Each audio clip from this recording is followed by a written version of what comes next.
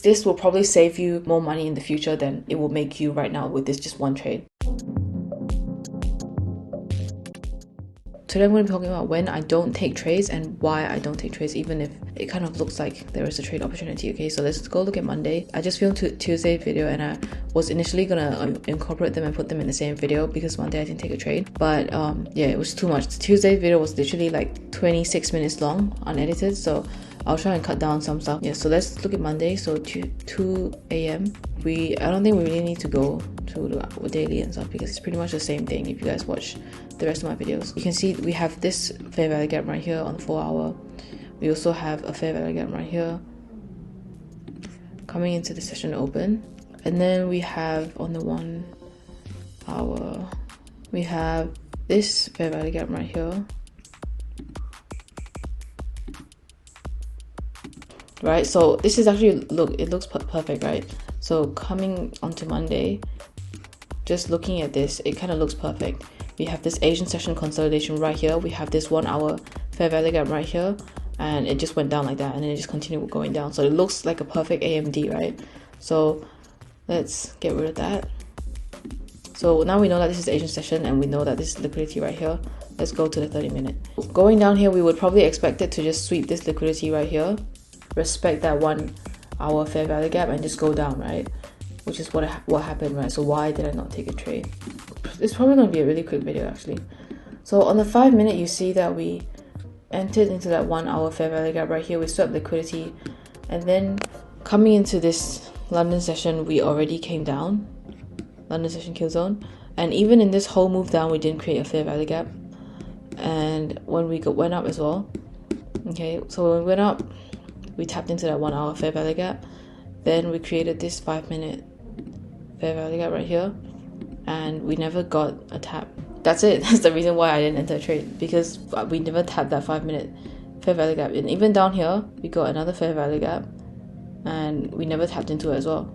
So that's basically it. That's basically the whole reason why I didn't enter. So that was the whole London session. As you guys can see, we kept creating fair value gaps, but we never really tapped until like the very end. But that's already the end of London session, and I don't want to that would be like chasing a move, right?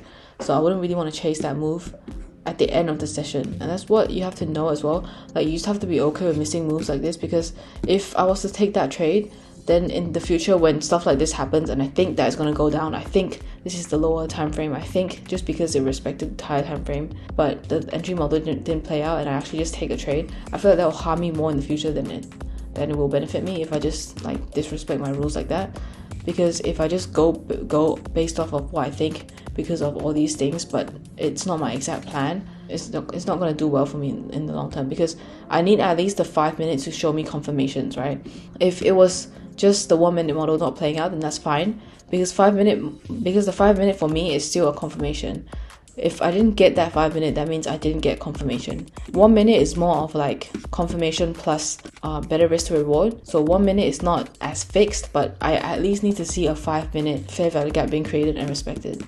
So even on the 1 minute right here, if you were to purely look on the 1 minute, I guess you could have entered maybe around here, this 1 minute order block. This is not in premium, this is in discount, so it's not a good time for me to be shorting. I wouldn't like that. And for me, if it entered into there, maybe I would consider taking a trade, but even then, like, probably not, because it's not my exact strategy, unless there was a 5 minute fair value gap right here that we respected. Yeah, if we went up to here and then we respected tapped into some sort of fair value gap or respected this one, then I probably could have taken a trade. But it just went down way too fast. I really do think times like this, when you're reflecting and you feel like you have wasted your time staring at the charts for like maybe like 2-3 hours and you didn't take a trade, you should be grateful that you had the discipline to not take a trade, because this will probably save you more money in the future than it will make you right now with this just one trade.